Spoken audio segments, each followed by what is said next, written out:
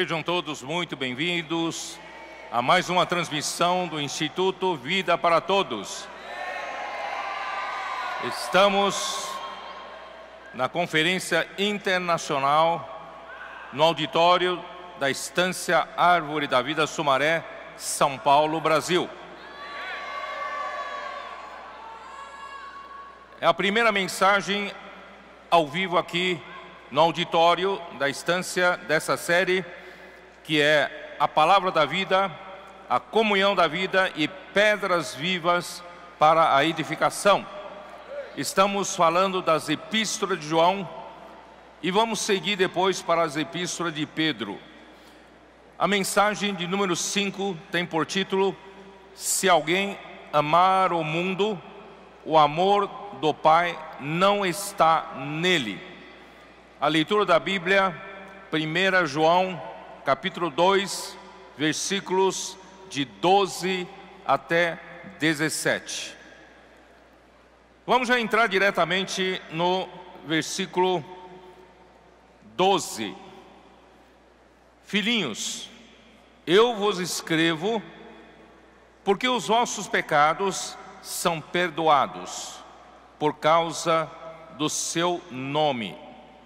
Pais, eu vos escrevo porque conheceis aquele que existe desde o princípio. Jovens, eu vos escrevo porque tendes vencido o maligno. Filhinhos, eu vos escrevi porque conheceis o Pai. Pais, eu vos escrevi porque conheceis aquele que existe desde o princípio. Jovens, eu vos escrevi porque sois fortes e a palavra de Deus permanece em vós e tendes vencido o maligno.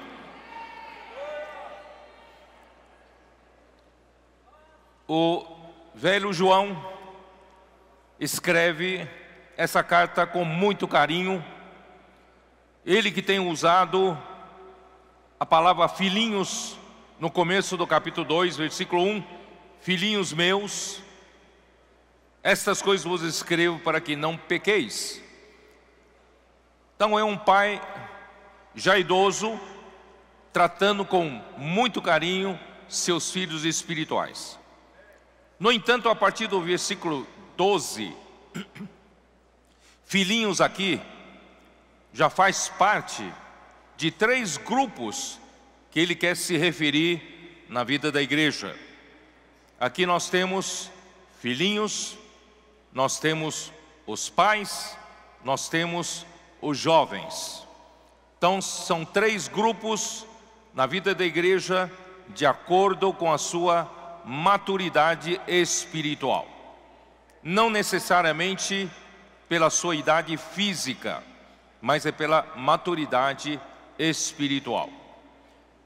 Então primeiro ele fala para os filhinhos. Os filhinhos são os do primeiro estágio espiritual, os que acabam de conhecer a salvação, acabam de conhecer o nosso Senhor e começa a viver a vida cristã e a vida da igreja. Então João, a partir do versículo 12, ele fala primeiramente com os da fase inicial da vida cristã.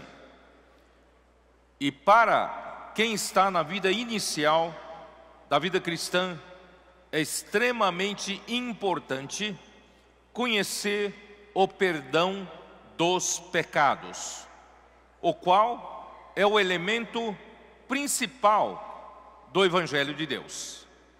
Sem o perdão dos pecados, não há Evangelho.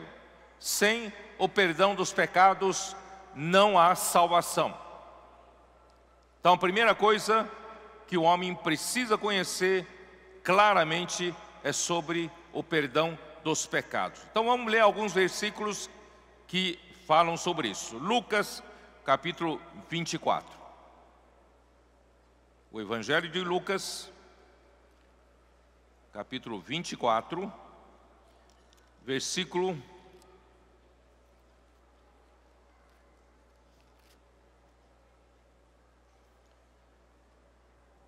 45. Lucas 24, versículo 45. Então lhes abriu o entendimento para compreenderem as Escrituras.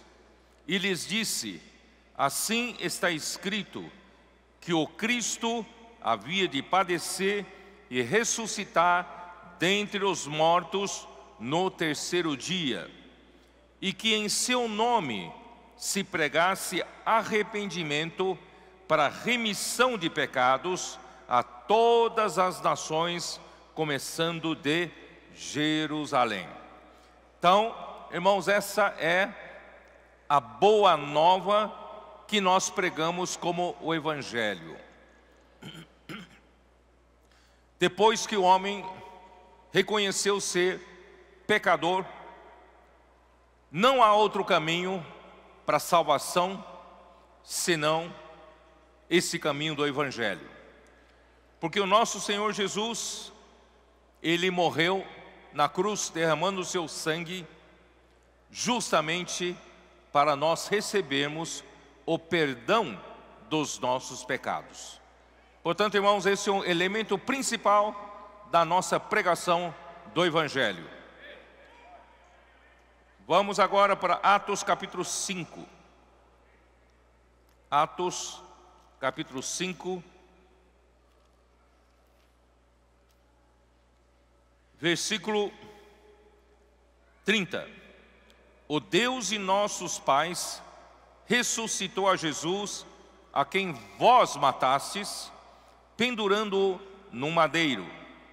Deus, porém, com a sua destra, o exaltou a príncipe e salvador, a fim de conceder a Israel o arrependimento e a remissão de pecados. Ora, nós somos testemunhas desses fatos, e bem assim o Espírito Santo que Deus outorgou aos que lhe obedecem. Então, queridos irmãos, aqui os apóstolos pregam que nosso Senhor Jesus foi morto e foi pendurado no madeiro pelos líderes judeus. Deus, no entanto, não o deixou na morte. Deus o ressuscitou, e não somente o ressuscitou, Deus o alçou para sentar-se à sua direita, e ele foi exaltado a príncipe. Que é príncipe? Ele é o rei, para governar sobre as nações. Deus exaltou a príncipe e também salvador nosso. Por quê? Porque ele morreu pelos nossos pecados. O que se requer da nossa parte, da parte do homem, é o arrependimento para recebermos o perdão dos pecados. Atos capítulo 10, versículo 42.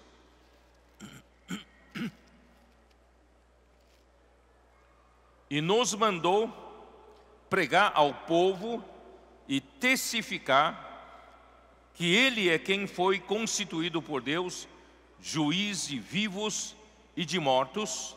Dele todos os profetas dão testemunho de que por meio de seu nome, todo aquele que nele crê recebe a remissão de pecados. Então, irmãos, é muito importante nós termos essa clareza e também essa segurança. Nós podemos receber o perdão dos pecados pela sua morte na cruz, derramando o seu sangue precioso. É somente nele crer, nós receberemos o perdão dos pecados. Capítulo 13, versículo 38. Podemos ler a partir do versículo 36. Porque na verdade, tendo Davi servido a sua própria geração, conforme o desígnio de Deus, adormeceu, foi para junto de seus pais e viu corrupção. Porém, aquele a quem Deus ressuscitou não viu corrupção. Tomai, pois, irmãos, conhecimento. de que se vos anuncia remissão de pecados por intermédio deste, e por meio dele todo o que crê é justificado de todas as coisas das quais vós não pudestes ser justificados pela lei de Moisés. Pela lei de Moisés, o homem não é justificado, mas pela justiça que Cristo realizou na cruz, é justificado todo aquele que nele crê e recebe o perdão dos pecados. 1 Coríntios 15, versículo 3.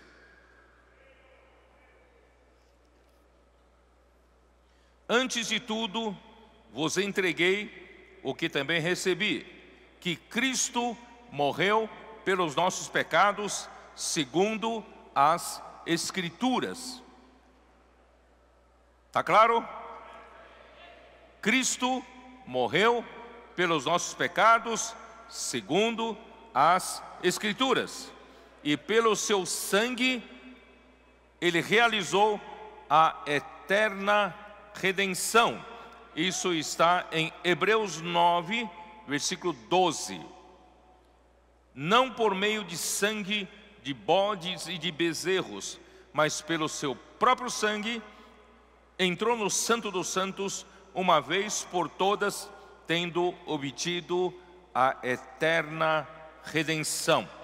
Versículo 28 também. Assim também Cristo, tendo se oferecido uma vez para sempre para tirar os pecados de muitos, aparecerá segunda vez sem pecado aos que o aguardam para a salvação. Aleluia! Ele se ofereceu uma vez para sempre para tirar os pecados de muitos, mas ele ainda vai aparecer pela segunda vez sem pecado aos que o aguardam para a salvação, que é a salvação completa que nós vamos ver no sábado que vem. Ó Senhor Jesus. Irmãos, aparentemente, ao falar sobre o perdão dos pecados, a remissão dos nossos pecados, você vai dizer, mas isso é muito simples, muito raso, superficial. Na última mensagem, eu mostrei um pouco para vocês, que para você é fácil.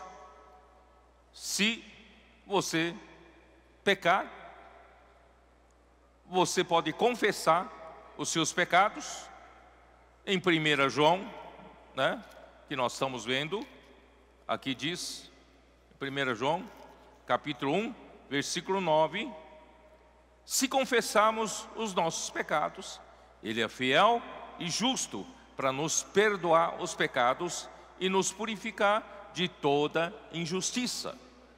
Parece ser muito fácil, então nós não damos muito valor a isso e nós também não zelamos muito para deixar de pecar. Então, se porventura for vencido pelo pecado, eu tenho um caminho do perdão, é só confessar os meus pecados, Deus é fiel e justo para nos perdoar os pecados e nos purificar de toda injustiça. No entanto, irmãos, eu mostrei para vocês, para Deus poder receber um pecador como nós, irmão, Cristo teve que realizar muitas coisas para que pudesse acontecer o encontro do homem com Deus. Eu falei um pouco do propiciatório, falei sobre a propiciação. O propiciatório é a tampa da arca da aliança.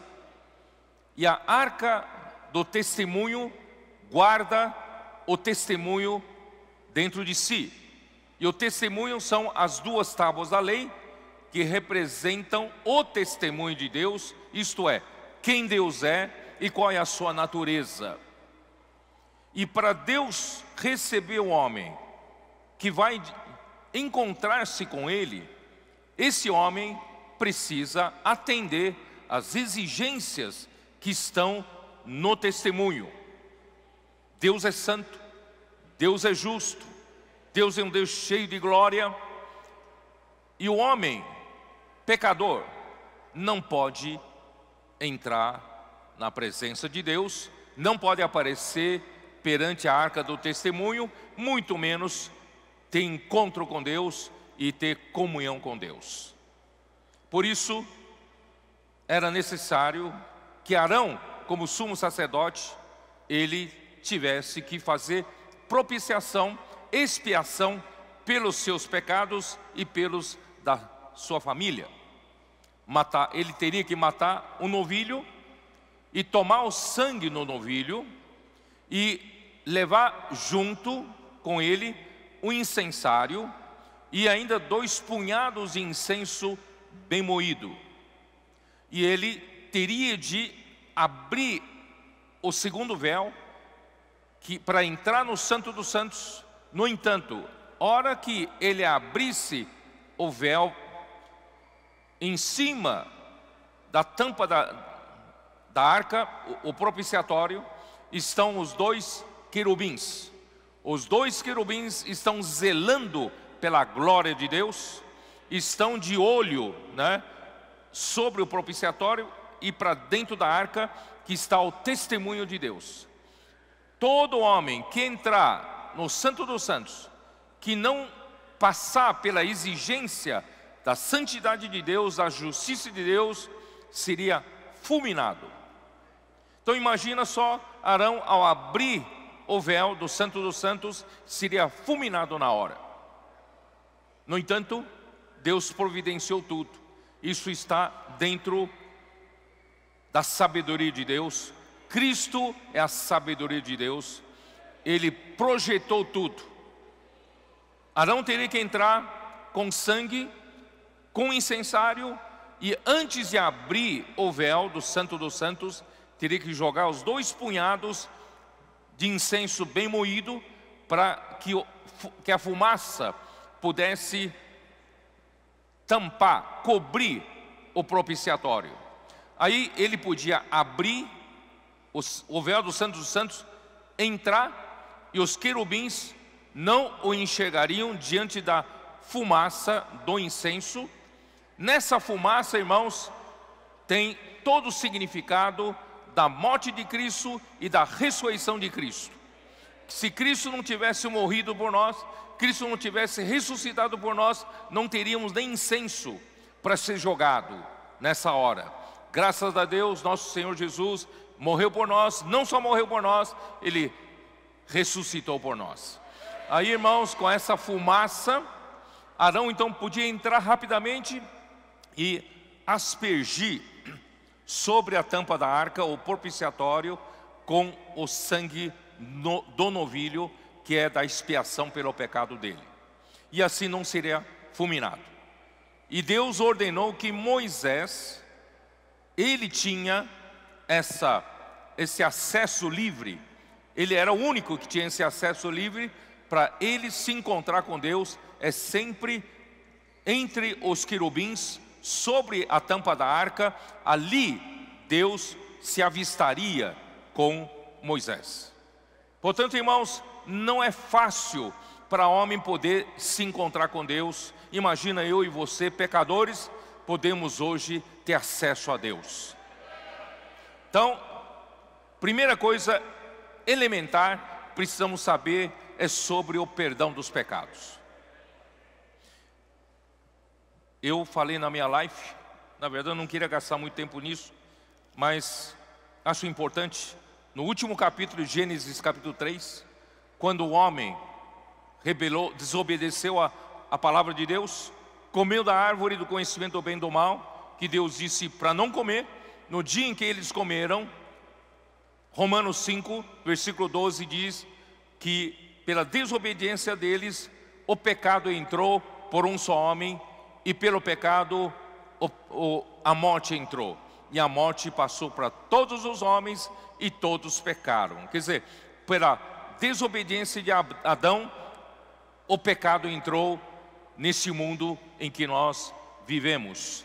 E a partir desse momento, Deus havia preparado uma árvore da vida para que o homem pudesse receber a vida de Deus, mas agora, depois que o pecado entrou, não mais poderia o homem comer da árvore da vida. Portanto, no último versículo de Gênesis 3, diz assim: e expulso o homem, colocou querubins ao oriente do jardim do Éden, e o refugi de uma espada que se revolvia para guardar o caminho da árvore da vida. Em outras palavras, nós, pecadores, fomos impedidos de voltar a ter acesso à árvore da vida, a Deus que é vida.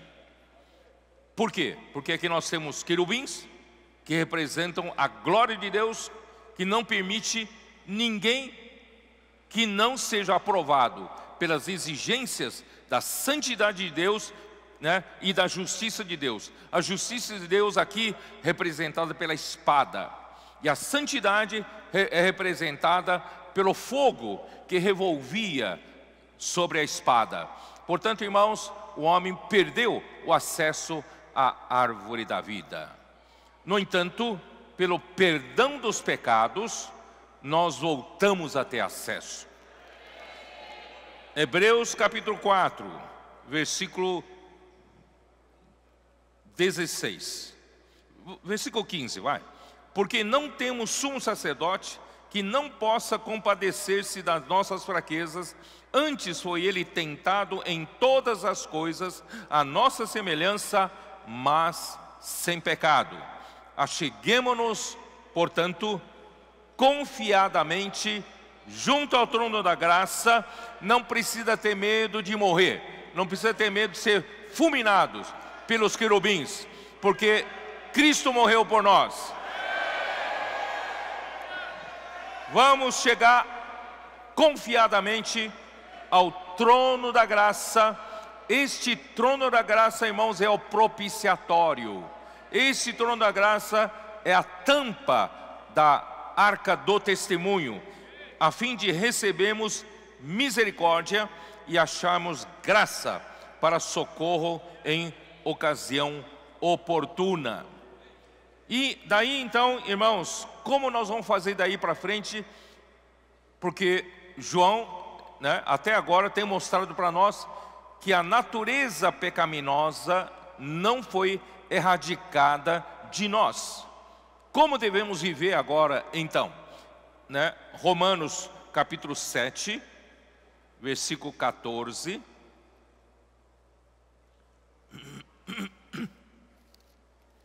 Versículo 14. Aqui mostra o dilema de nós cristãos. Vivemos diante de Deus, ainda tendo a natureza pecaminosa dentro de nós. Versículo 14. Porque bem sabemos que a lei é espiritual, eu todavia sou carnal, vendido à escravidão do pecado. Porque nem mesmo compreendo o meu próprio modo de agir, pois não faço o que prefiro, e sim o que detesto. Ora, se faço o que não quero, consinto com a lei, que é boa. Neste caso, quem faz isto já não sou eu, mas o pecado que habita em mim.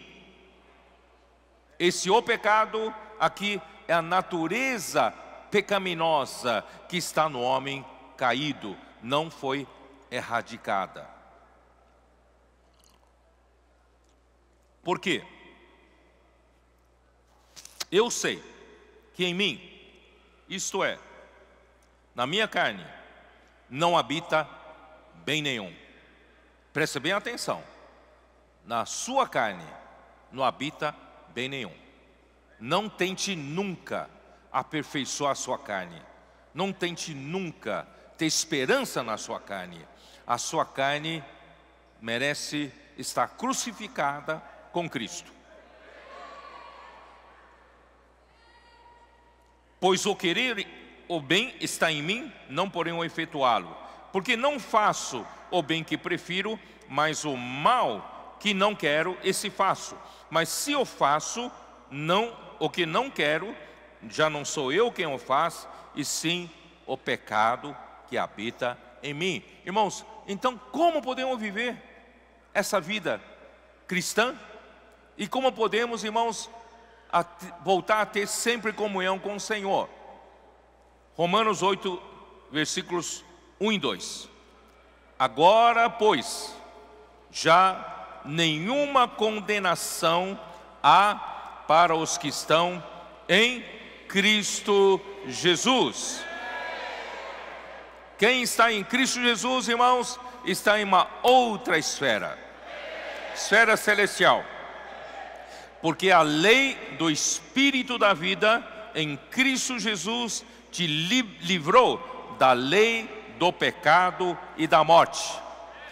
Irmãos, depois que o homem caiu, nós nos conectamos com o pai da mentira. João capítulo 8, versículo 44. Nós então passamos a ser, a pertencer ao império das trevas.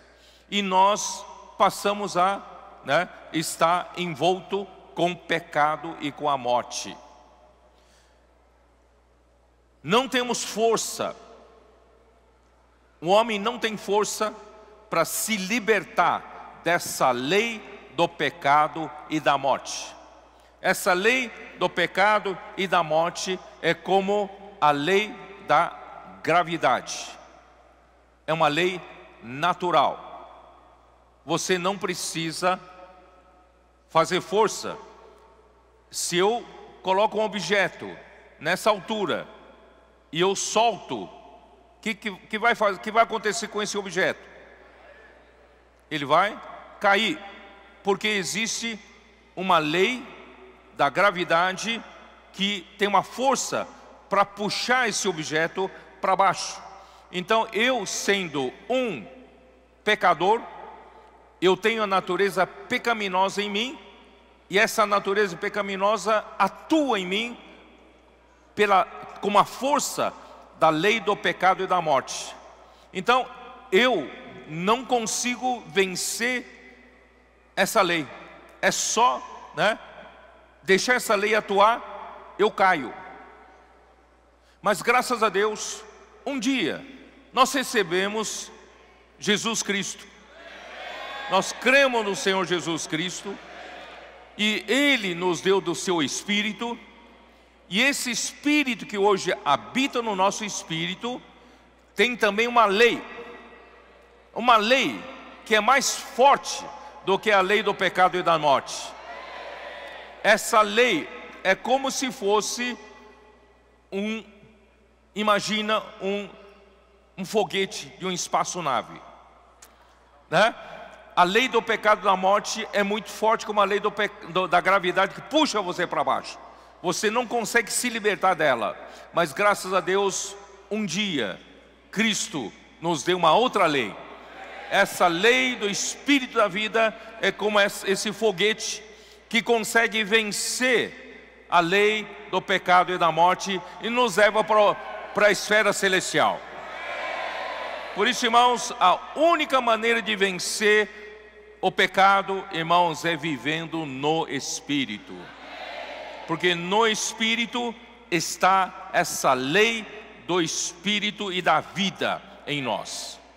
Por isso, irmãos, não vamos viver mais no velho homem, não vamos viver mais na carne, porque Cristo já colocou na cruz a carne e também o velho homem, em Romanos 6:6. Sabendo isto, que foi crucificado com ele o nosso velho homem, para que o corpo do pecado seja destruído e não sirvamos o pecado como escravos. Podemos não mais ser escravos do pecado pela lei do pecado e na morte. E voltando para Romanos 8, versículo 3.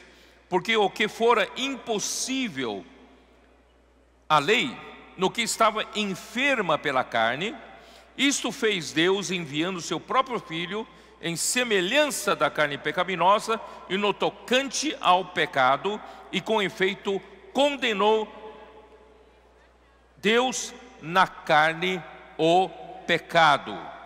Cristo veio, nós todos estávamos enfraquecidos por causa da carne, não tínhamos como nos libertar da lei do pecado e da morte que está na nossa carne. Até a lei do Antigo Testamento não tinha força para libertar o homem dessa escravidão do pecado. Mas, graças a Deus, Cristo, Ele veio se tornar um homem e tomou a semelhança da carne do pecado.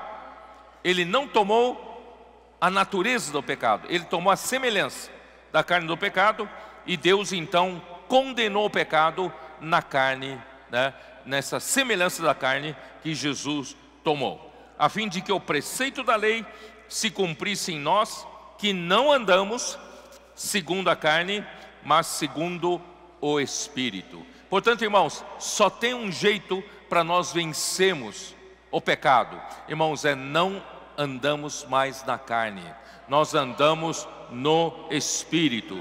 Mas de que maneira você pode andar no Espírito? Quem manda em você é a sua mente. A sua mente é um elemento que define onde você quer viver, na carne ou no Espírito. Por isso o versículo 5 diz: porque os que se inclinam para a carne cogitam das coisas da carne, mas os que se inclinam para o Espírito, das coisas do Espírito. Porque o pendor da carne dá para a morte, ou melhor, se você coloca a sua mente na carne, o que vai receber como resultado é a morte. Mas se você colocar a sua mente no Espírito, você vai colher vida e paz. Portanto, irmãos, o que devemos fazer? Vamos viver no Espírito. E como viver no Espírito? A sua mente tem que colaborar. Coloque sempre a mente no Espírito. E como colocar a mente no Espírito? A palavra nos ajuda nisso. Hoje nós temos a imersão na palavra. Fazemos a transcrição como os adolescentes. Nós dormimos com Deus, acordamos com Deus, o dia todo estamos colocando a nossa mente na palavra de Deus, portanto a nossa mente está no Espírito. E assim, irmãos, não somos mais escravos da carne. Mas se porventura formos vencidos pela carne e pecarmos, aí sim, João fala, se confessarmos nossos pecados, Deus é fiel e justo para perdoar nossos pecados e, né, purificar-nos de toda a injustiça. No entanto, irmãos, essa questão de pecar ou não pecar não é somente uma questão moral, como eu já disse.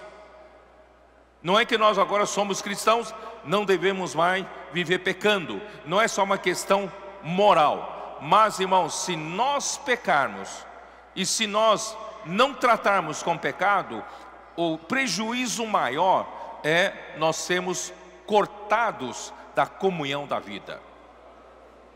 Esse é o prejuízo maior.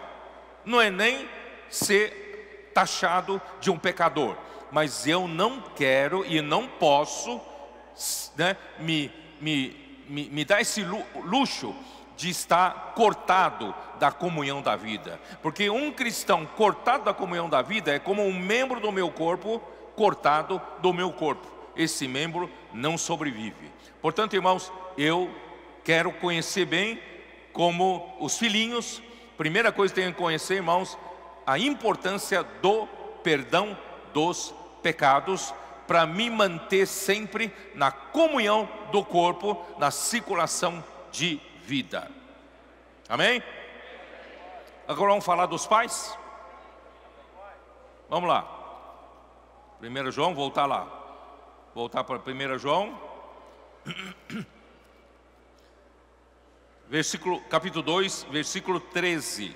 Pais, eu vos escrevo, porque conheceis aquele que existe desde o princípio. Quem são os pais?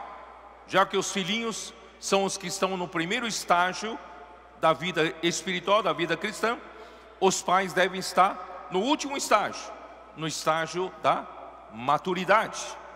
Então, com certeza, pais são os mais maduros na igreja, são os que de fato, preste bem atenção no que vou falar, são os que de fato assumem a responsabilidade para apacentar as ovelhas com a palavra, os que pastoreiam o rebanho de Deus. Isso eu usei 1 Pedro 5, 2 a 5. Vamos lá? 1 Pedro 5, 2 a 5. Ou desde o versículo 1. Rogo, pois, aos presbíteros que há entre vós, eu presbítero com eles, e testemunha do sofrimento de Cristo, e ainda coparticipante da glória que há de ser revelada, pastoreai o rebanho de Deus que há entre vós, não por constrangimento, mas espontaneamente, como Deus quer, nem por sórdida ganância, mas de boa vontade, nem como dominadores dos que vos foram confiados, antes tornai-vos modelos do rebanho. Ora, logo que o Supremo Pastor se manifestar, recebereis a imarcessível coroa da glória. Irmãos, o que quer dizer aqui? Quem são os mais maduros na igreja? Não necessariamente os mais maduros na idade física, e não necessariamente os que aparentam ser muito conhecedores da Bíblia. Não, eles precisam mostrar que eles de fato, eles assumem a responsabilidade sobre o rebanho de Deus, que cuidam do rebanho de Deus, que pastoreiam, que apacentam. Eles não estão ali para ser o quê? Por sua ganância própria. E não estão ali cuidando do rebanho para a sua, aqui diz, sórdida ganância, nem por constrangimento. Já que eu sou irmão responsável, eu preciso cuidar, mas eu não estou com tanta vontade, mas às vezes eu sou obrigado a fazer isso. Não é assim.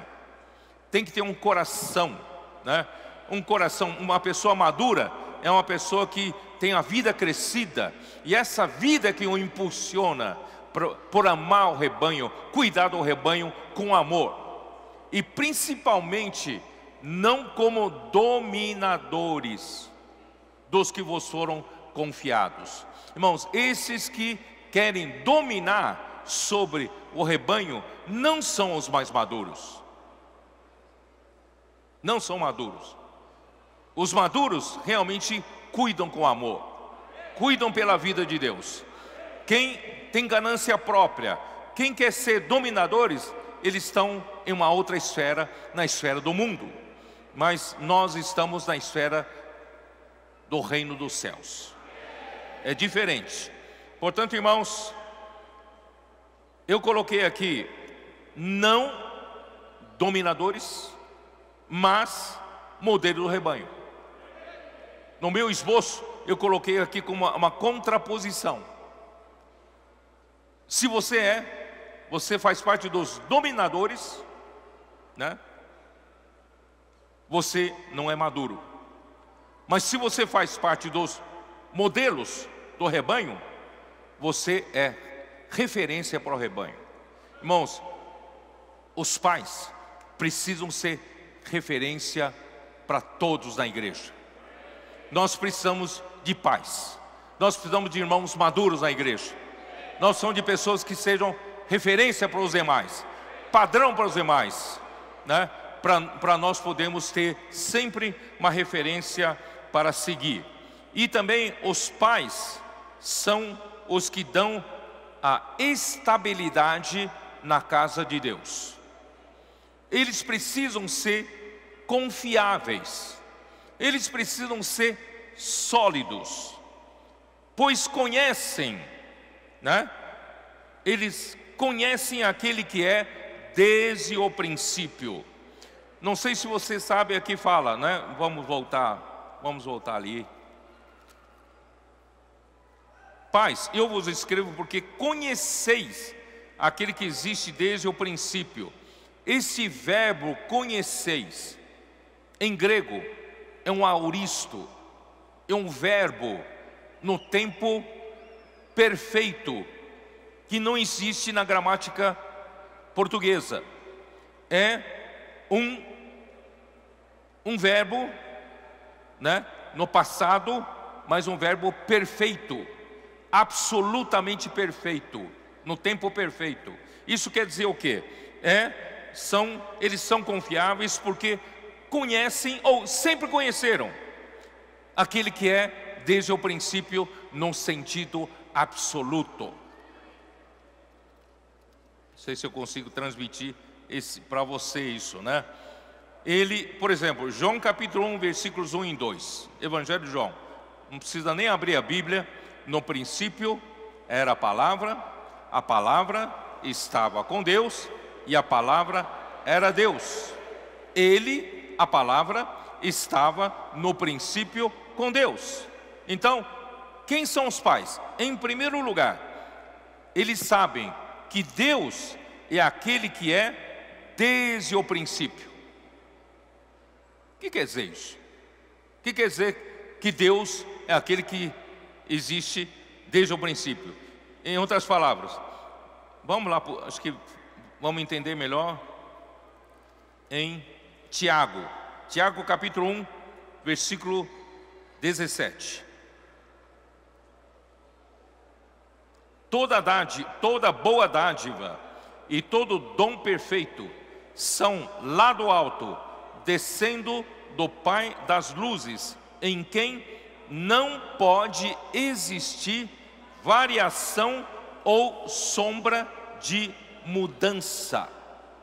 Irmão, quem conhece aquele que existe desde o princípio, esse que é desde o princípio o torna também uma pessoa sólida, uma pessoa estável, porque nosso Deus é aquele que existe desde o princípio. Ele é aquele em que não pode existir variação, nem sombra de mudança. Irmão, como é bom nós temos na igreja pessoas maduras, que conhecem esse Deus que é desde o princípio, que não tem variação e nem sombra de mudança. O que quer dizer isso? Quer dizer, irmão, se nós tivermos na liderança da igreja pessoas assim, irmão, nós estamos extremamente seguros. Ou não? Porque ele conhece aquele que existe desde o princípio. Ele, pela vida desse que existe desde o princípio, né, madura, essa vida já está madura nele, ele tem as mesmas características desse Deus que existe desde o princípio. Então é uma igreja que tem essa liderança, irmãos, é uma igreja segura, porque quem realmente conhece a Deus tem um fundamento sólido, não vacila, ele também não varia, ele não fica hesitante, ele não fica, hoje é assim, amanhã de outro jeito. Não. Aí isso traz muita insegurança para o rebanho. Graças a Deus, o Senhor tem levantado pais na igreja que têm conhecido o Senhor, aquele que é desde o princípio, e eles também não variam. É uma característica principal dos pais, é a sua firmeza. Precisamos de irmãos líderes firmes. Na hora que precisa ser firme, não pode vacilar. Na hora que precisa ser firme, não pode titubear. Quando você fica inseguro e tolera a ação do inimigo, pronto, o dano já está causado.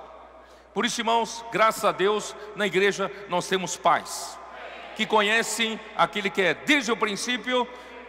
Neles também, não há variação de mudança, eles são sempre sólidos, sempre firmes. É como o Senhor Deus é assim, eles são sólidos, irmão. Isso nos transmite muita segurança. A igreja é como um barco. Esse barco precisa ter lastro. Não sei se você sabe, todo barco precisa ter um lastro embaixo para colocar, quem conhece física, para colocar o centro de gravidade mais para baixo possível. E o centro de gravidade estando embaixo, deixa esse barco firme. Qualquer onda não faz o barco virar, porque ele tem lastro. Graças ao Senhor, irmãos, nós temos pais que são nosso lastro, que não deixa qualquer onda do mar, porque o barco, a igreja, ainda está no mar, ainda está no mundo, e o mundo nos odeia.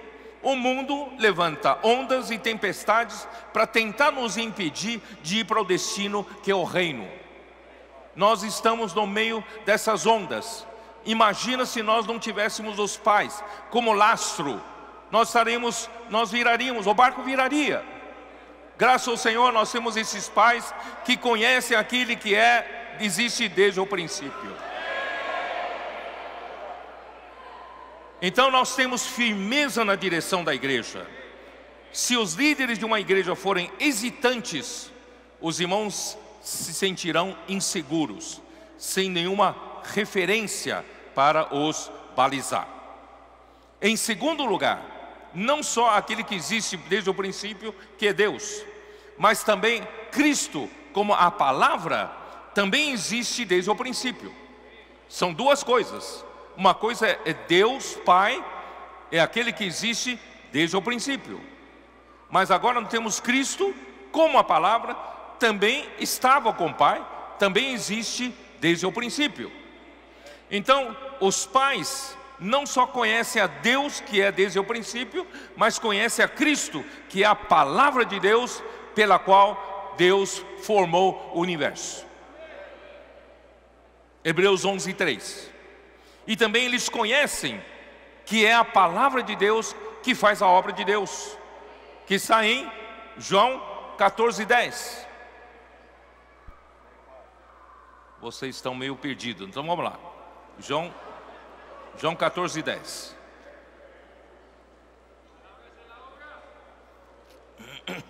João 14:10. Não crês que estou no Pai e que o Pai está em mim? As palavras que eu vos tenho dito, que eu vos digo, não as digo por mim mesmo, mas o Pai que permanece em mim faz as suas obras. Irmão, então quem são os pais aqui na igreja?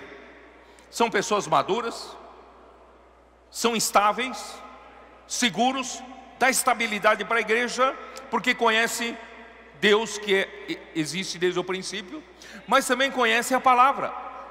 Ele sabe que é a palavra que faz a obra de Deus, né?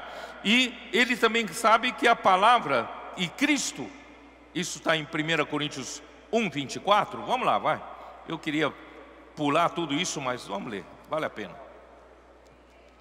1 Coríntios 1, versículo 24.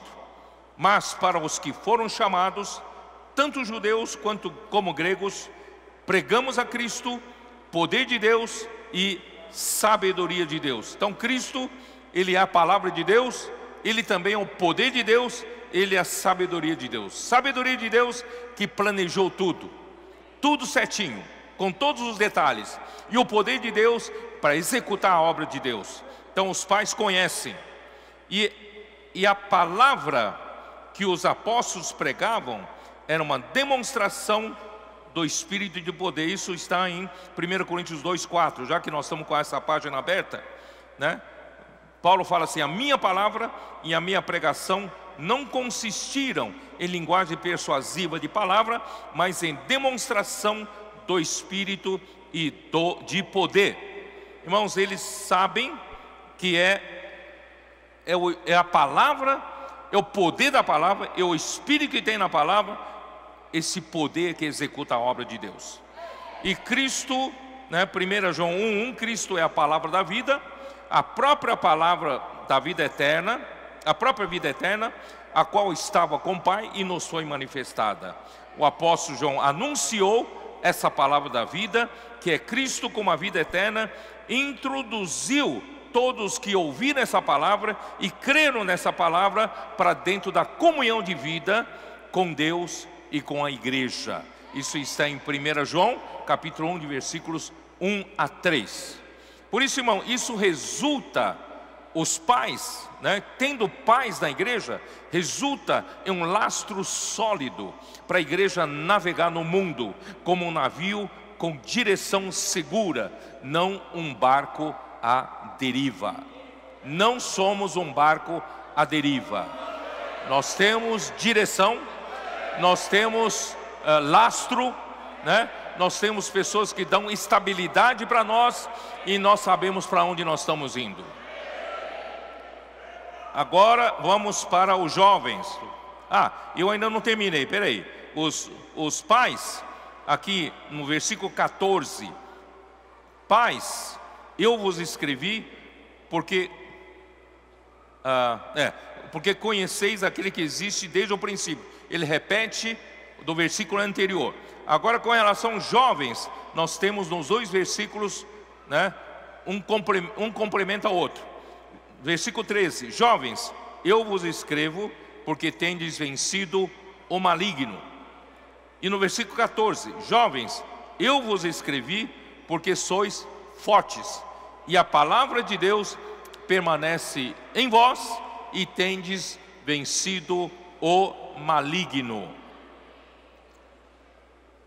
Graças ao Senhor, nós temos filhinhos na igreja, nós temos pais na igreja que dão estabilidade, dão segurança, dão direção correta. Mas nós temos jovens, irmãos, para lutar contra o maligno. Eu acredito que a maior parte aqui faz parte de jovens. Nós estamos aqui, irmãos, para lutar pelo reino de Cristo. E aqui diz: jovens são aqueles que têm vencido o maligno. Eu fiz uma pergunta hoje à tarde para os cooperadores: como vencer o maligno? Estamos lutando contra o maligno? Como lutamos contra o maligno? E como vencer o maligno? Como você acha? Muitos estão muito espertos, Graças a Deus que a solução toda é pela palavra. É pela palavra, sim, pela palavra. Mas, irmãos, se nós lutamos contra um inimigo, precisamos saber quem é esse inimigo. Estamos lutando contra o maligno, mas de onde ele aparece? Se não, irmãos, nós vamos levar bordoada de tudo quanto é lado e não sabemos quem está nos batendo. Como é que nós vamos vencer o maligno e a gente não sabe onde ele está? Quais são as suas armas?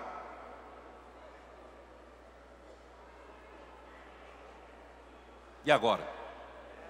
Jovens, vós sois fortes.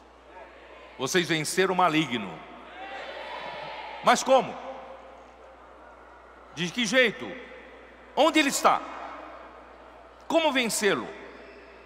Por isso, irmãos, o versículo 15 não é separado do versículo 14. O versículo 15 nos indica de que maneira o maligno tenta lutar contra Deus. E nós temos que vencer o maligno de que jeito? Versículo 15: não ameis o mundo, nem as coisas que há no mundo. Se alguém amar o mundo, o amor do Pai não está nele. Porque tudo o que há no mundo, a concupiscência da carne, a concupiscência dos olhos e a soberba da vida, não procede do Pai, mas procede do mundo. Ora, o mundo passa, bem como a sua concupiscência. Aquele, porém, que faz a vontade de Deus, permanece eternamente. Então, o que é lutar contra o maligno? O maligno, ele tem uma arma para nos vencer, ou tenta nos vencer. E essa arma que o maligno tem é o mundo. E Deus, não tem como nos tirar do mundo. Porque nós precisamos viver ainda no mundo para resgatar os que estão na rua, não é? Esse é o difícil. O barco ainda tem que estar no mundo. E o mundo é usado pelo maligno para lutar contra a vontade de Deus. Ó Senhor Jesus. Então vamos devagar. O mundo, cosmos, é um sistema organizado com hierarquia, vocês já sabem disso, com estrutura de poder para dominar a humanidade. Toda a humanidade. Desde que o homem, pela sua queda, ele abriu a porta para o pecado entrar, ele abriu a porta para a morte entrar, ele abriu a porta para o diabo entrar, para o maligno entrar.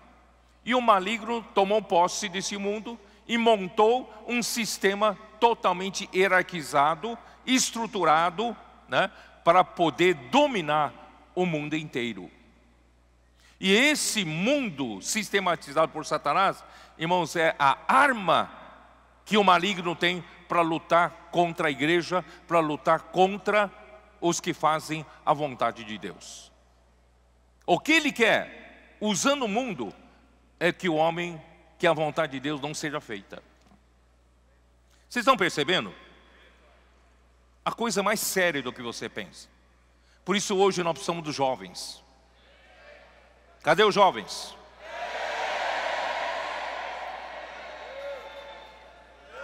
Então é um sistema mundial que domina a política, que domina a economia e domina também a religião e domina a cultura de todos os povos e todas as nações. Para melhor compreensão, podemos voltar para Gênesis capítulo 1, versículo 1.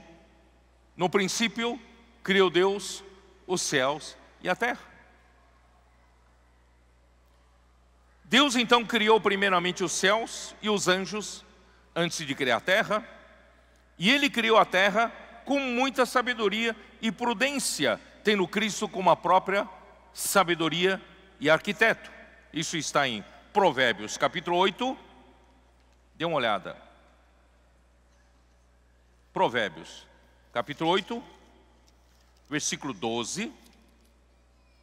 Eu sou a sabedoria, habito com a prudência e disponho de conhecimentos e de conselhos. E versículo 22.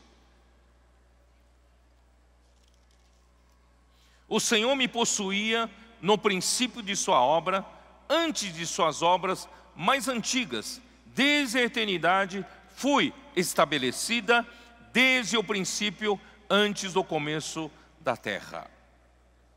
Versículo 30. Então eu estava com ele e era seu arquiteto, dia após dia eu era as suas delícias, folgando perante ele em todo o tempo. Então, irmãos, Deus criou os céus. Primeira coisa que Deus criou foram os anjos. E quando Ele foi formar a terra, porque ali, né, ali já estava, né, porque aqui, ó, em Jó 38, você já vai ver que na criação da terra, Jó 38, vamos dar uma olhada.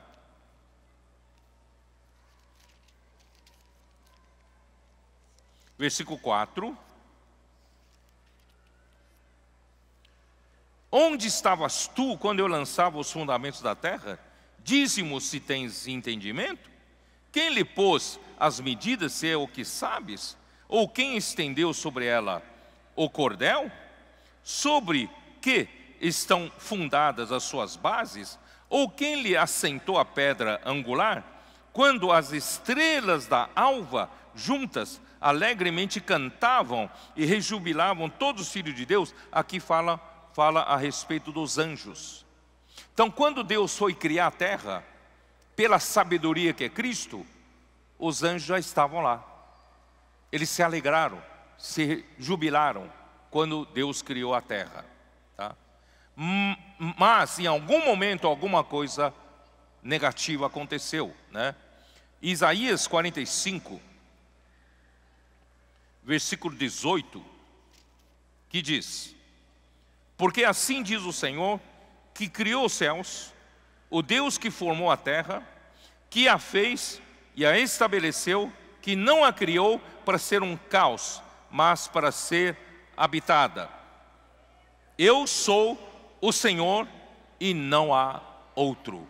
Então Deus, Ele criou os céus, Ele também formou a terra, Ele fez a terra e a estabeleceu, não a criou para ser um caos, mas para ser habitada. No entanto, Gênesis 1, versículo 2, como diz: a terra, porém, estava sem forma e vazia. Essa palavra vazia, irmãos, é caos. Ué, Deus não fez a terra para ser um caos, para estar sem forma, estar vazia. Então aqui, irmãos, mostra que em algum momento, Lúcifer, ele se rebelou contra Deus. E essa rebelião de um anjo que desafiou a autoridade de Deus, fez com que uma parte dos anjos se juntasse a ele, e também as criaturas pré-adâmicas, antes de Deus criar Adão, havia criaturas aqui na terra, eles também se juntaram a Satanás em sua rebelião. Deus então teve que julgar a terra com águas do juízo de Deus. Aí a terra ficou sem vida. Havia trevas, né, em toda a face do abismo. A terra era coberta de águas, águas do juízo de Deus, águas da morte. Mas graças a Deus, o Espírito de Deus pairava sobre as águas para trazer vida novamente, né, para essa terra. Então Deus não desistiu do propósito eterno que estabeleceu em Cristo Jesus. Isso está em Efésios 3, versículo 11. Ele resolveu restaurar a sua criação em 6 dias, registrada em Gênesis 1, 2 até 2, versículo 3. Então nesse novo capítulo da criação, Deus criou o homem à sua imagem, conforme a sua semelhança, para este dominar a terra. Isso está em Gênesis 1, versículo 26. Ou seja, Ele deseja estabelecer o seu reino por meio de sua vida governando o homem. Deus sempre quis criar nesse universo algo para que Ele pudesse colocar vida na sua criatura. Essa criatura é o homem. Deus sempre quis colocar a sua vida e Deus governar através do homem toda a terra por meio do governo em vida. Em vida, tá? Então Deus, Ele colocou a árvore da vida no meio do jardim para que o homem o receba como vida, para Deus poder passar a governar o homem por meio da vida, e o homem governaria toda a terra por meio da vida de Deus. Dessa nova esfera da criação, Satanás não fazia parte, mas ele, disfarçado numa serpente, enganou Eva e fez Adão comer da árvore do conhecimento do bem e do mal, que Deus disse que não comesse. Assim, pela desobediência de um só homem, isso está em Romanos 5, versículo 19, muitos se tornaram pecadores, pois por um só homem entrou o pecado no mundo, e pelo pecado a morte. Assim a morte passou a todos os homens, porque todos pecaram. Romanos 5, 12. Então é importante observar que na esfera da criação que Deus restaurou, Satanás não fazia parte dela. Lamentavelmente, a desobediência do homem abriu a porta para a entrada de Satanás, e com ele também o pecado e a morte. Irmão, esse foi o segundo cataclisma no universo criado por Deus, pois o primeiro foi na rebelião de Satanás. Satanás passou a reinar neste mundo por meio da morte. Romanos 5,14. Dê uma olhada. Romanos 5,14.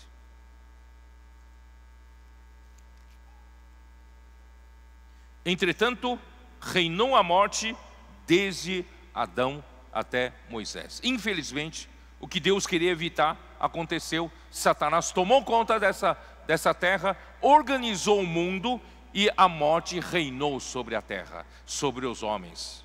Irmão, quando no mundo organizado por Satanás, só tem um jeito: a morte é quem reina, não é a vida. Por isso, irmãos, ele foi chamado pelo Senhor Jesus de príncipe do mundo. Satanás, ele é o príncipe desse mundo. Eu vou só ler um versículo, João capítulo 12, versículo 31. Chegou o momento de ser julgado este mundo, e agora seu príncipe será expulso.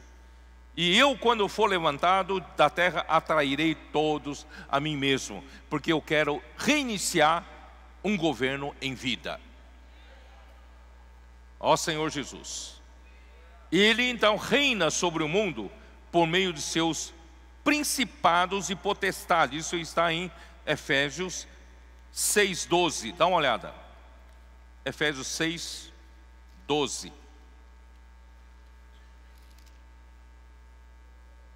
Porque a nossa luta não é contra o sangue e a carne, e sim contra quem?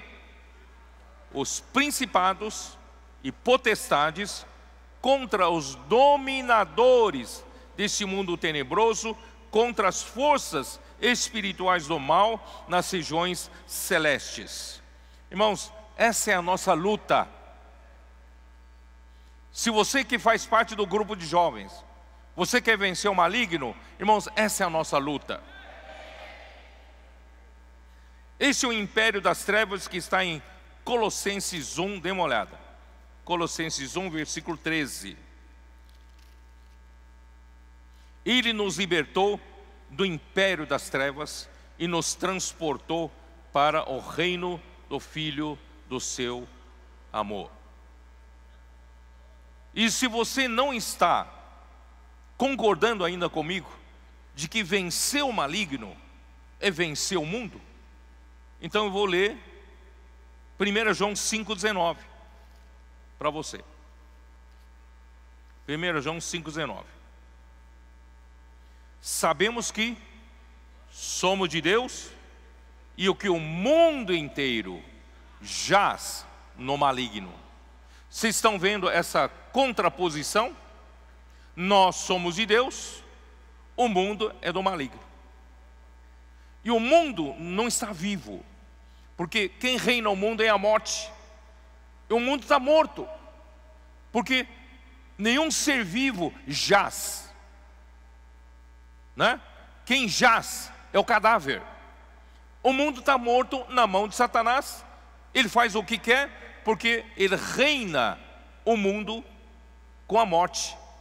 Mas graças a Deus, irmãos, nós estamos do outro lado. Nós estamos do lado, nós somos de Deus. E do lado de Deus, irmãos, nós estamos no reino de vida. Deus reina em vida, tá? Ó Senhor Jesus. Então, por meio de Cristo, veio a graça sobre todos os homens. Isso está em Romanos 5:17. Vamos dar uma olhada. Romanos 5:17. Se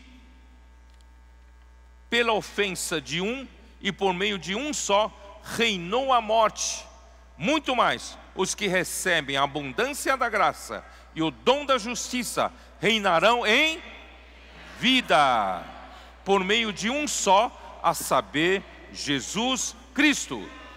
Pois assim como por uma só ofensa veio o juízo sobre todos os homens para condenação, assim também por um só ato de justiça veio a graça sobre todos os homens para a justificação que dá vida.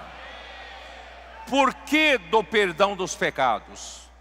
É para justificação. E a justificação é para quê? É só para dizer que você é um justo? Não. Deus se justifica porque Deus quer te dar vida. E Deus quer reinar você em vida, e Deus quer reinar todo esse universo por meio de você, pela vida. Ó Senhor Jesus. Jesus disse, né, que o mundo é totalmente diferente da igreja. Em Mateus 20, nós já vimos isso, mas vale a pena repetir. Mateus 20, como funciona o sistema do mundo? Versículo 25. Então Jesus, chamando-os, disse: sabeis que os governadores dos povos os dominam, e que os maiorais exercem autoridade sobre eles, porque o mundo, já que não tem vida, é governado pela morte. O mundo tem que ser estruturado. O mundo tem que ter, Satanás estabelece dominadores e dominados, os maiorais e os povos que são governados, certo? Mas não é assim entre vós. Versículo 26, não é assim entre vós. Pelo contrário, quem quiser tornar-se grande entre vós, será esse que vos sirva. E quem quiser ser o primeiro entre vós, será o vosso servo. Tal como o Filho do Homem, que não veio para ser servido, mas para servir e dar a sua vida em resgate por muitos. Irmãos, nós estamos debaixo do suprimento de vida. Nós recebemos a vida eterna pela palavra da vida, e nós somos introduzidos pelos apóstolos à comunhão da vida. Irmãos, Deus está hoje reinando a sua igreja pela circulação da vida. Onde houver, irmãos, a igreja como a realidade do reino dos céus, nesse universo, nesse mundo, nessa terra, seja na África, seja na Ásia, seja na Oceania, seja na América do Norte, América Central, Europa, irmãos, nós estamos todos debaixo de um reinar em vida só. Porque essa palavra, a única palavra, está circulando entre nós. E isso, irmão, torna-nos totalmente um. Você que vai, quem vai para a África em outubro, vocês vão verificar, até aqueles nossos irmãos africanos, que você nunca viu na vida, tem uma cultura totalmente diferente da sua, língua diferente da sua, mas você vai ver que eles são tão amáveis, porque eles têm a mesma vida que você, eles praticam a mesma palavra, eles recebem a mesma circulação de vida, eles estão na mesma comunhão da vida que você está. E nós nos sentimos tão amados, amamos a eles, e nós somos um com todos. Por quê? Irmãos, estamos debaixo de um só governo de vida, Senhor Jesus. Por isso, irmãos, a igreja foi contaminada pelo sistema de hierarquia no mundo. Também Satanás conseguiu introduzir na igreja, irmãos, a luta pelo poder, e por prestígio e por domínio. E o domínio do homem mergulhou a igreja em profunda degradação. Irmãos, esse é o efeito do mundo. O trabalho que Satanás usou pelo mundo, irmãos, contaminou a igreja e fez com que a igreja entrasse em degradação por 19 séculos. São 1900 anos, irmãos, de degradação. Você pensa que Satanás não é sagaz? Ele é muito sagaz. Ele usa o mundo e o mundo é instrumento dele. A cultura do mundo também distraiu o homem do governo de Deus, que é pela sua palavra. Deus nos governa pela palavra, a qual traz luz para dar direção e poder para executar a obra de Deus. Mas o conceito da democracia presente na cultura grega fez com que os coríntios agissem pelo direito de escolher o pregador que mais lhe agradar. Eu sou de Paulo, eu também posso escolher Cefas, eu posso escolher Apolo. Eu sou mais espiritual, eu escolho a Cristo. Isso está em 1 Coríntios capítulo 1 e também capítulo 3. E a religião judaica, quando Deus deu a lei para o povo de Israel, não tinha intenção nenhuma, irmãos, para iniciar uma religião.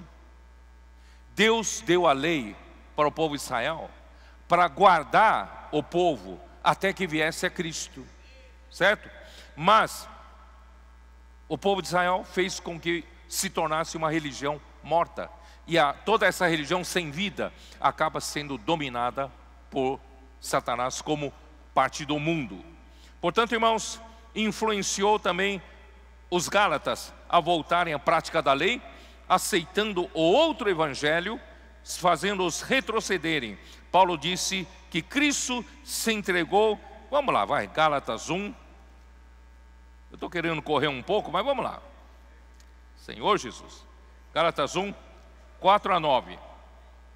Admira-me que estejais passando tão depressa daquele que vos chamou da graça de Cristo para outro evangelho, o qual não é outro, senão que há alguns que vos perturbam e querem perverter o evangelho de Cristo. Mas ainda que nós, ou mesmo um anjo vindo do céu, vos pregue evangelho que vai além do que vos temos pregado, seja anátema. Assim como já disse, e agora repito, se alguém vos prega evangelho que vai além daquele que recebesse, seja anátema. Por isso Paulo falou em alguns versículos precedentes, no versículo 4, ele diz assim: nosso Senhor Jesus Cristo, o qual se entregou a si mesmo pelos nossos pecados para nos desarraigar deste mundo perverso, segundo a vontade de nosso Deus e Pai. Irmãos, a vontade de Deus, irmão, é nos tirar desse mundo, nos desarraigar desse mundo. Vamos arrancar nossas raízes desse mundo, porque o mundo ainda exerce o seu poder sobre os filhos de Deus por meio de riquezas. Jesus deixou claro que não podemos servir a dois senhores, não podemos servir a Deus e as riquezas. Riqueza aqui, irmãos, é o mamon, é uma riqueza personificada, é uma pessoa. Mateus 6, 24. Por isso, irmãos, a primeira igreja gerada no dia de Pentecostes não tinha nenhuma influência do mundo. Ela perseverava no ensinamento dos apóstolos e elas mantinham comunhão na palavra, estabelecendo o governo de Deus na igreja. Isso está em Atos 2, 42. A comunhão na palavra promovia a comunhão da vida, que é a circulação da vida de Deus entre os membros do corpo de Cristo, e assim a igreja crescia. Irmão, se nós também mantivermos circulando essa palavra, essa comunhão da vida, irmão, pode ter certeza que o número de pessoas vai crescer. Nós estamos falando em dobrar o número em um ano, em julho de 2025. Nós cremos, irmãos, que é possível fazer isso. Pelo que os nossos adolescentes estão fazendo coisas sobrenaturais. Vem ver. O vem ver deles, irmãos, eles conseguem trazer 5, 10, 15, 20, dezenas de pessoas. E agora com a ajuda dos capitães, com a ajuda dos intendentes, irmão, nós podemos, irmão, rapidamente nos multiplicarmos. O Senhor está nos abençoando. Só que os intendentes, nós precisamos cuidar dessas pessoas novas através dos nossos grupos familiares. Ó Senhor Jesus. Por isso, irmãos, e o dinheiro não exercia poder sobre os primeiros cristãos da igreja primitiva. Eles venderam as suas propriedades, não tinham apego ao dinheiro, eles depositavam os valores aos pés dos discípulos. Irmãos, com esse contexto, agora, irmão, podemos entender o que significa não ameis ao mundo, nem as coisas que há no mundo. Então vamos voltar agora para terminarmos o texto. 1 João, capítulo 2. Não ameis o mundo, nem as coisas que há no mundo. Por quê? Porque o mundo é uma arma de Satanás para confundir a igreja e corromper o coração do homem. É muito sério, pois se alguém amar o mundo, o amor do Pai não está nele. Está no versículo 15. Ou é Deus, ou é o mundo. Se nós amarmos o mundo, o amor de Deus não está em nós. Não tem como você estar dos dois lados. e Satanás então, né? O nosso coração, irmãos, só pode ser ocupado por um só, ou por Deus, ou pelo mundo. Não há como amar a Deus e também amar o mundo. O nosso coração só pode ocupar uma coisa. Que você prefere? Que seu coração seja ocupado pelo mundo? Por isso, irmão, Satanás usa tudo o que há no mundo para ocupar o nosso coração. A concupiscência da carne. O que é a concupiscência da carne? Referem-se à sensualidade, refere-se aos desejos carnais. Está em Romanos 1, 24, como diz.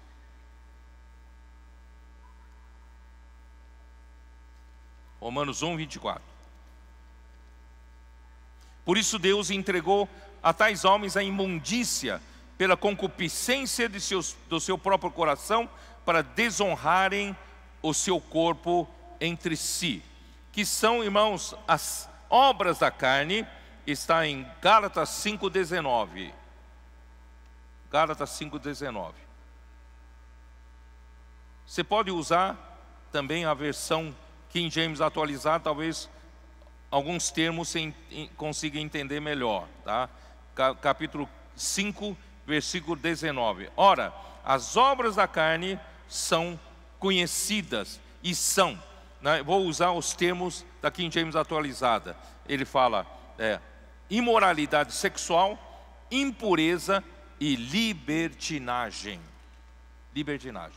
Também em Colossenses 3,5 cita as mesmas coisas. Portanto, irmãos, esse mundo, você pode ver que uma boa parte desse mundo é movido a sexo. Estou certo ou não? A sensualidade. Por quê? Faz parte da arma que Satanás tem no mundo, a concupiscência da carne. E a concupiscência dos olhos, refere-se a quê? Refere-se aos desejos da alma. Concupiscência da carne está mais ligado aos desejos do corpo, da carne. A concupiscência dos olhos está relacionada mais com a nossa alma, como a vanglória, a vaidade, prestígio, poder, de que se originam inveja, rivalidade, ódio, maldade e difamação. Tudo isso faz parte da concupiscência dos olhos. E a soberba da vida? A soberba da vida refere-se à ostentação das riquezas, arrogância, desprezo, superioridade e orgulho. Nada disso procede do Pai, mas procede do mundo. Ora, o mundo passa. Vamos voltar lá? O mundo passa. Você quer amar o mundo? Ora, o mundo passa, bem como a sua concupiscência. Aquele, porém, que faz a vontade de Deus, permanece eternamente. Tudo que o mundo, usado por Satanás, quer fazer de você, o quê? Aquele que não executa a vontade de Deus.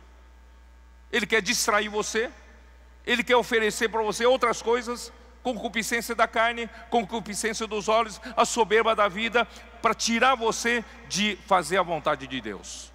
Mas, irmãos, se nós mantivermos fiéis, debaixo da comunhão da vida, supridos pela palavra da vida, irmão, nós estaremos fazendo a vontade de Deus. E aquele que faz a vontade de Deus permanece eternamente. Com tudo isso exposto, vemos a sutileza do inimigo para derrotar os filhos do reino, o mundo e a sua concupiscência. O grande poder que o mundo exerce sobre a igreja é porque ainda vivemos nesse mundo, sujeito às regras da sociedade em que vivemos, na educação, no mercado de trabalho e na necessidade de recursos financeiros. Jesus orou ao Pai em João capítulo 17. Vamos dar uma olhada. João 17. Já estou terminando.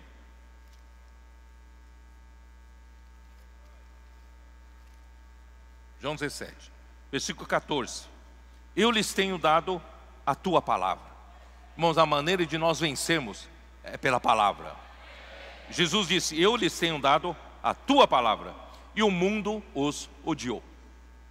Você que tem recebido esses anos o suprimento da palavra que sai da boca de Deus, o mundo odeia você. O mundo os odiou, porque eles não são do mundo, como também eu não sou. Você é do mundo? Jesus não é. Eu também não sou. Eu acho que você também não é. Mas o difícil é isso. Versículo 15. Não peço que os tires do mundo. Nós ainda temos que viver no mundo. Por quê? Porque nós ainda temos a nossa missão. Precisamos edificar a igreja. Precisamos ir às ruas, resgatar as pessoas, pregar o evangelho do reino. Mais pessoas ainda têm chances de se tornarem vencedores. Então por isso que nós ainda não fomos tirados do mundo. O difícil é que nós estamos no mundo. Aí o Senhor fala, não peço que os tire no mundo, e sim que os guardes do mal. O que é esse mal aqui? Você sabia que esse mal é a mesma palavra em grega do maligno? Não peço que os tires do mundo, mas que os guarde do maligno. Precisamos ser guardados do maligno. Eles não são no mundo, como também eu não sou. Qual é o caminho, irmãos, para a gente vencer o mundo? Santifica-os na verdade. A tua palavra é a verdade. No mundo, só mentira, vaidade, concupiscências, bolha de sabão. Muito bonito. Quando você chega perto, desaparece. Mas, irmãos, Deus tem a verdade. Deus tem a realidade. Então, como nós podemos vencer o mundo? Irmãos, sermos santificados pela verdade. O caminho da vitória, irmãos, é o Senhor nos santificar pela verdade na palavra do Senhor. Ó Senhor Jesus. E quando nós, irmãos, vivemos para isso, o Senhor um dia vai nos libertar, né? A queda do homem abriu porta para a entrada do pecado e da morte no mundo. E o mundo ficou, o quê? Sofrendo, a partir de então, o cativeiro da corrupção. Mas em Romanos 8, né, 18, eu já li isso, né? Vamos lá, dá uma lida mais uma vez. Romanos 8, para terminar, tá?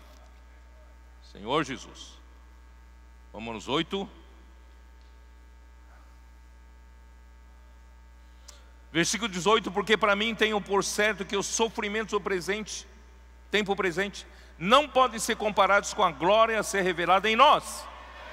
A ardente expectativa da criação aguarda a revelação dos filhos de Deus. Irmãos, a criação toda está debaixo dessa opressão do mundo.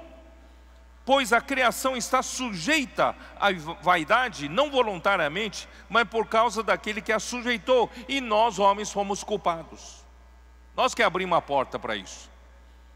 Versículo 21. Na esperança de que a própria criação será redimida do cativeiro da corrupção para a liberdade da glória dos filhos de Deus. Vamos libertar esse mundo da corrupção, da qual nós somos culpados. Aí no versículo 23, e não somente ela, mas também nós que temos as primícias do Espírito, igualmente gememos em nosso íntimo, aguardando a filiação, a plena filiação, a redenção do nosso corpo. Até esse corpo hoje que está sujeito a viver no mundo, um dia, irmãos, nós vamos ser libertados totalmente. Nós vamos ser transferidos, irmão, para o reino celestial. Por isso, irmão, hoje vale a pena vencer o mundo. Jovens, sois fortes, porque vocês venceram o mundo. Pela palavra. Amém, é isso.